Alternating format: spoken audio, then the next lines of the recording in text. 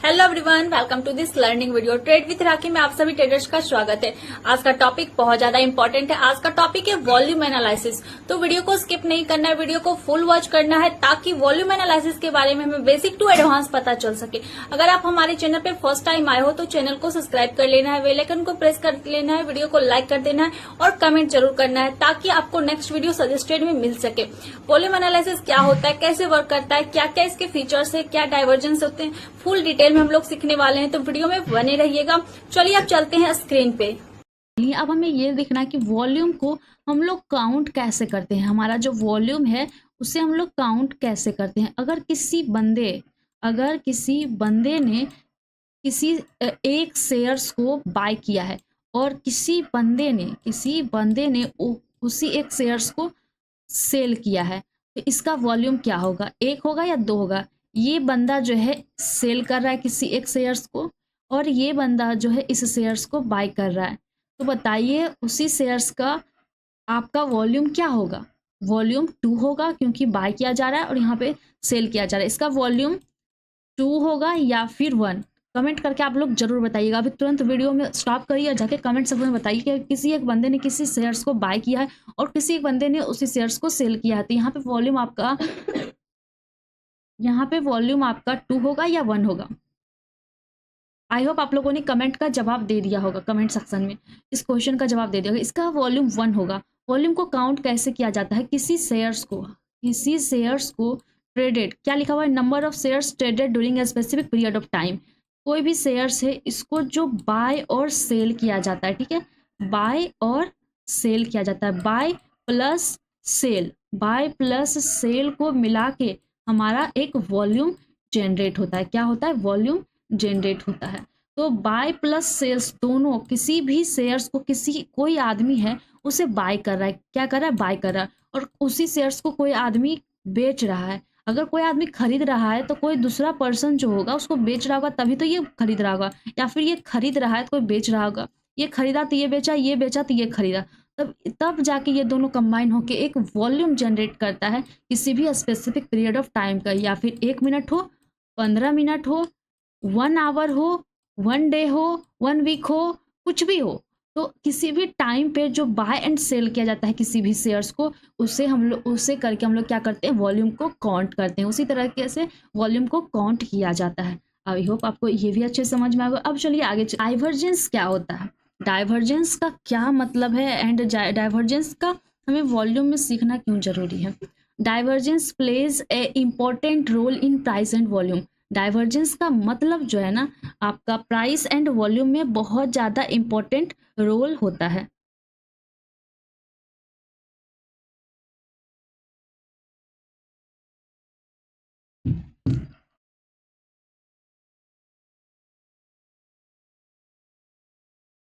Divergence plays a important role in price and volume. Divergence मतलब होता है विचलन, मतलब डाइवर्जेंस का बहुत ज़्यादा इंपॉर्टेंट रोल होता है किसमें, वॉल्यूम में। चलिए 1 बाय 1 सीखते हैं। डाइवर्जेंस यहाँ पे कितने प्रकार के होंगे, डाइवर्जेंस यहाँ पे 4 प्रकार के होंगे। Case 1, case 2, case 3 and case 4। Case 1 में चलिए हम लोग सीखते हैं केस 1 क्या होता है। ये आपका प्राइस चार्ट है, ये क्या है आपका प्राइस चार्ट, और ये क्या है आपका वॉल्यूम चार्ट। नीचे आपको वॉल्यूम का चार्ट दिख रहा है, ठीक है।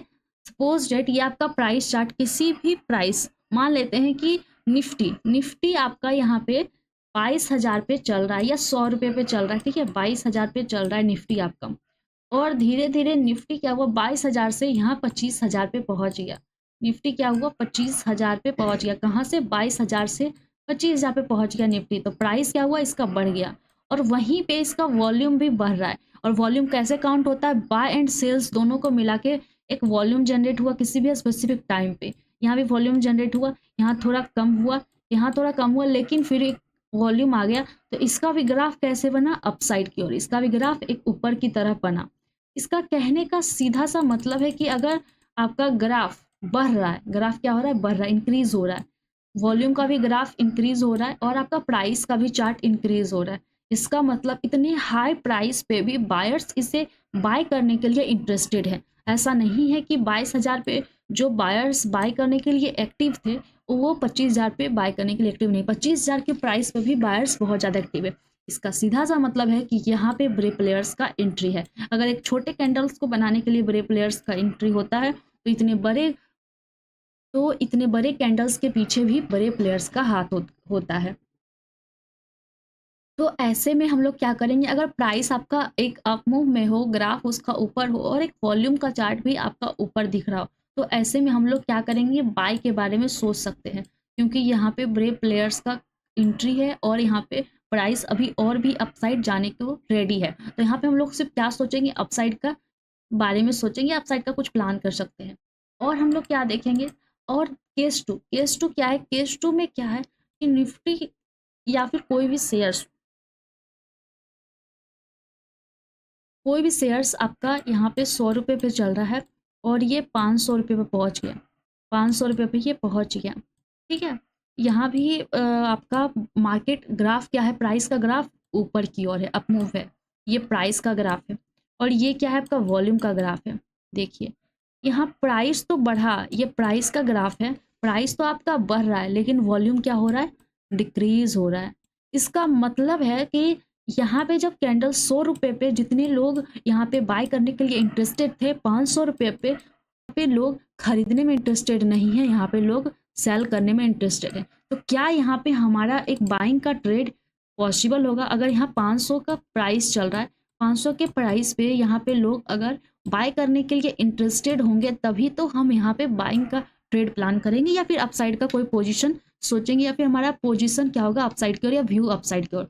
अगर यहाँ पे वॉल्यूम घटता जा रहा है, इसका मतलब है कि जब प्राइस 100 रुपये पे चल रहा था तो सभी लोग यहाँ पे इंटरेस्टेड थे बाय करने के लिए, और जब प्राइस आपका 500 रुपये पे पहुँचा तो यहाँ पे सभी लोग इंटरेस्टेड हैं सेल करने के लिए। इसका मतलब है कि प्राइस का ग्राफ ऊपर जा रहा है और वॉल्यूम का ग्राफ नीचे आ रहा है, मतलब दोनों अपोजिट डायरेक्शन में है। इसका मतलब ये आगे चल के प्राइस क्या हो जाएगा, डाउन साइड की ओर या फिर साइडवेज हो सकता है, साइडवेज हो सकता है या डाउन साइड की ओर गिर सकता है प्राइस का चार्ट।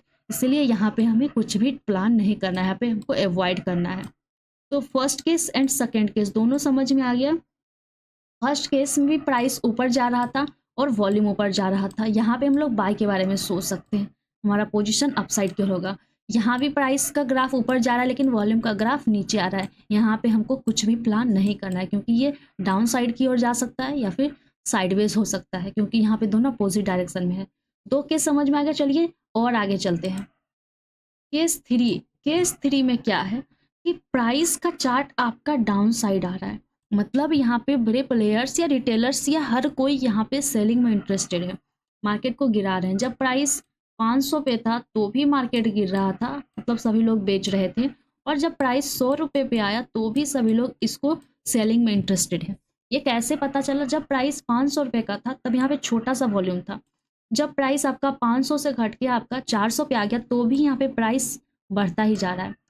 फिर जब प्राइस आपका 400 से 300 पर आ गया, फिर 400, 300, 200 करते करते आपका प्राइस 500 से गिर के आपका 100 रुपये पर पहुंच गया, फिर भी यहाँ पे सेलर्स एक्टिव है। यहाँ पे देखिए सेलर्स का ग्राफ, वॉल्यूम का ग्राफ ऊपर जा रहा है, वॉल्यूम का ग्राफ ऊपर जा रहा है। इसमें क्या किया जा रहा है, ये रेड कैंडल आपको बता रहा है कि यहाँ पे सेल करने के लिए लोग इंटरेस्टेड हैं, अभी भी 100 रुपये पे भी लोग इसको बेचने के लिए इंटरेस्टेड हैं।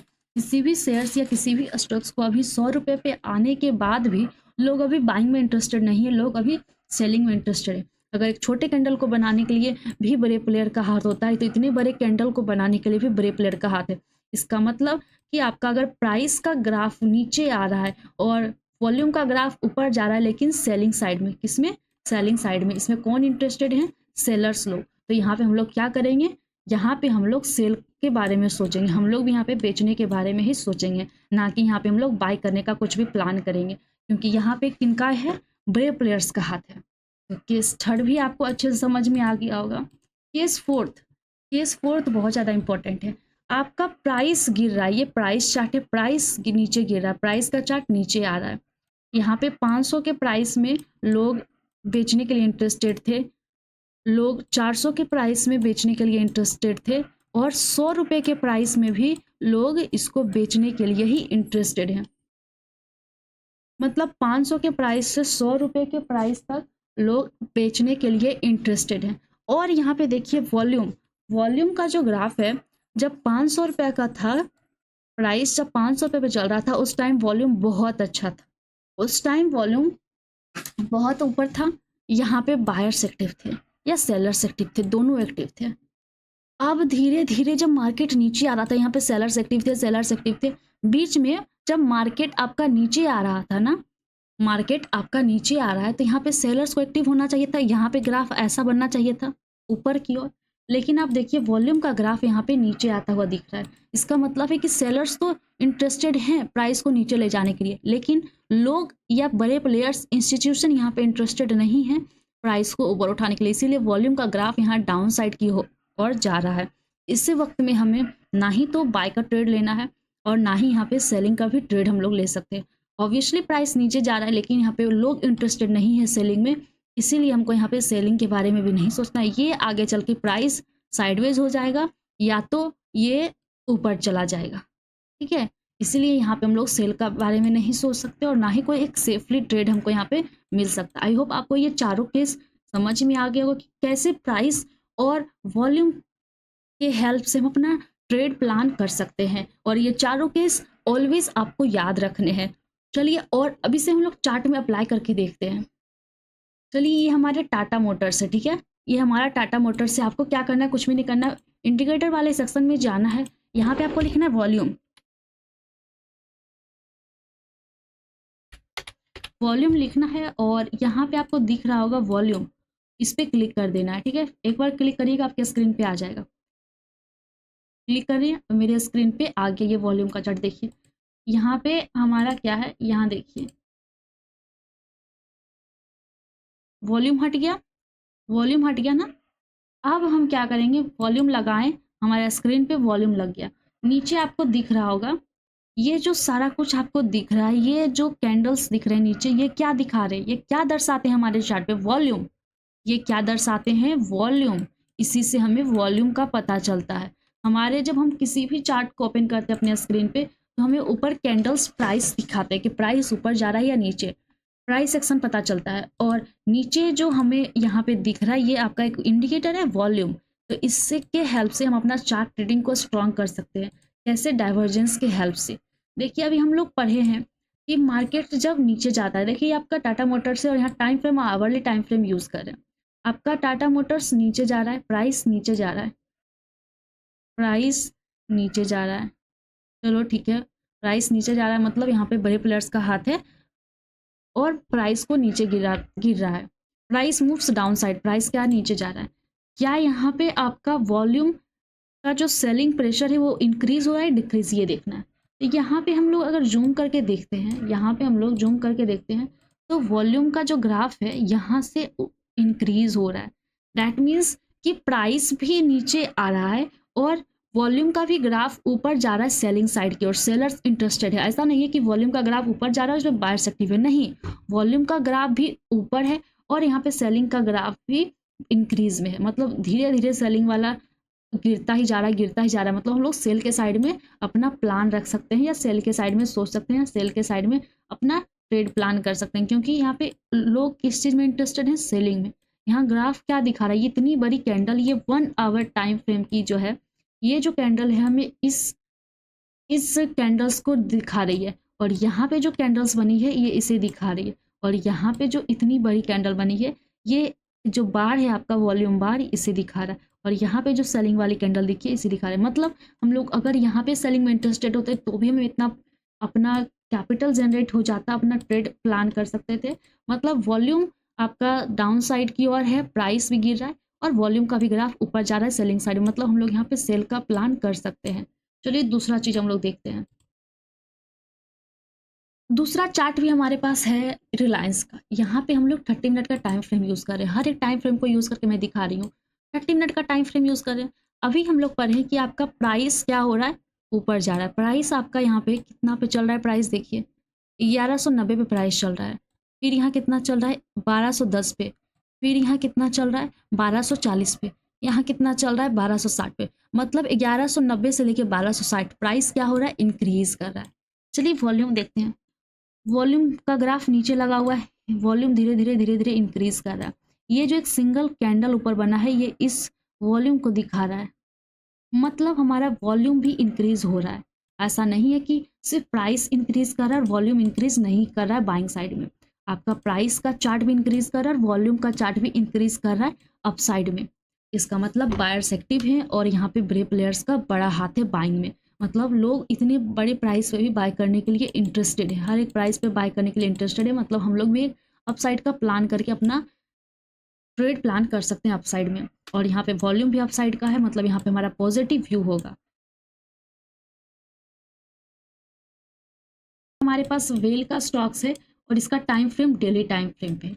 डेली टाइम फ्रेम पे क्या हो रहा है देखिए, यहाँ पे price moves upside, price moves upside, price ऊपर जा रहा है। बहुत अच्छी बात है, प्राइस ऊपर जा रहा है मतलब बायर्स एक्टिव है। तो अगर इसमें वॉल्यूम का ग्राफ ऊपर जाएगा तो हम लोग अपसाइड का प्लान कर सकते हैं। चलिए देखिए, प्राइस ऊपर जा रहा है लेकिन देखिए यहीं से नीचे लाइए, ये रहा आपका वॉल्यूम का ग्राफ और वॉल्यूम नीचे आ रहा है। वॉल्यूम क्या हो रहा है, नीचे आ रहा है।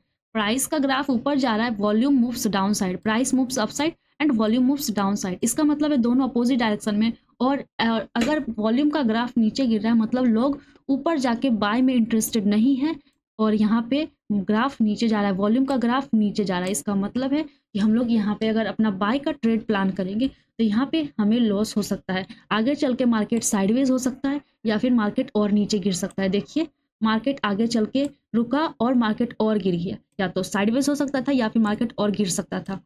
तो अगर अपोजिट डायरेक्शन में है, अगर प्राइस यहाँ बढ़ रहा था और वॉल्यूम भी यहाँ पे बढ़ता बाइंग साइड में, तो यहाँ पे आप साइड का प्लान कर सकते थे। लेकिन यहाँ पे क्या देखने को मिला कि आपका प्राइस तो बढ़ रहा है लेकिन यहाँ पे बाय वॉल्यूम जो है डाउन साइड आ रहा है। इसका मतलब यहाँ पे हम लोग अपसाइड का प्लान नहीं कर सकते हैं। आगे चल के प्राइस डाउन साइड आ सकता है या साइडवेज हो सकता है। देखिए यहाँ पे भी हम लोग एक डेली टाइम फ्रेम का यूज़ कर रहे हैं। ये हमारा गोदरेज प्रॉपर्टीज़ है, ये भी स्टॉक्स है। प्राइस यहाँ ऊपर जा रहा है, आप आराम से देख सकते हैं। एकदम एनालिसिस करिएगा, आप बैक टेस्टिंग करिएगा पूरे अच्छे तरीके से। आपको देखना है, सीखना है, तभी आपको इस पे अपना ट्रेड प्लान करना है, ठीक है। पहले आप लर्निंग पे फोकस करिए। देखिए यहाँ प्राइस ऊपर जा रहा है, प्राइस मूव्स अपसाइड, प्राइस ऊपर जा रहा है, बहुत अच्छी बात है। अब हमें क्या देखना है कि वॉल्यूम ऊपर जा रहा है या नहीं। देखिए अगर वॉल्यूम भी ऊपर जाता तो यहाँ पे हम लोग अपसाइड का प्लान करते, लेकिन वॉल्यूम का ग्राफ नीचे आ रहा है, वॉल्यूम का ग्राफ नीचे आ रहा है। सडनली यहाँ से वॉल्यूम का ग्राफ नीचे गिर गया। इसका मतलब है कि लोग ऊपर जाके बाइंग में इंटरेस्टेड नहीं होंगे और मार्केट फॉल कर जाएगा। देखिए मार्केट ऊपर तो गया लेकिन तुरंत मार्केट डाउन साइड आ गया, इतना डाउन साइड आ गया। इसका मतलब था कि बायर्स ऊपर जाके हाई प्राइस पर बाइंग में इंटरेस्टेड नहीं थे और मार्केट नीचे गिर गया। तो अगर वो प्राइस चार्ट ऊपर जा रहा है और वॉल्यूम का चार्ट ऊपर नहीं जा रहा है तो वैसे में हमको अपसाइड का प्लान नहीं करना है, वैसे में हमको ट्रेड अवॉइड करना है। या तो वहाँ से मार्केट साइडवेज हो जाता है या फिर डाउन साइड आ जाता है। आई होप आपको डाइवर्जेंस को जो मैं यहाँ पे हर एक स्टॉक्स पे यूज़ करके दिखाई हूँ डिटेल में, ये आप लोगों को बहुत अच्छा लगा होगा। एवरीवन, मैं बिना टाइम वेस्ट किए बहुत अच्छे से सिखाने की कोशिश करती हूँ आप लोगों। सो गाइस, वीडियो को फुल वॉच करने के लिए थैंक यू सो मच। अगर आपको वीडियो कैसा लगा कमेंट सेक्शन में जरूर बताइएगा, दोस्तों को शेयर करिएगा, लाइक कीजिएगा ताकि आपको नेक्स्ट वीडियो सजेस्टेड में मिल सके। आपने वीडियो को फुल वॉच किया इसके लिए थैंक यू सो मच। मिलते हैं नेक्स्ट वीडियो में नेक्स्ट पार्ट के साथ।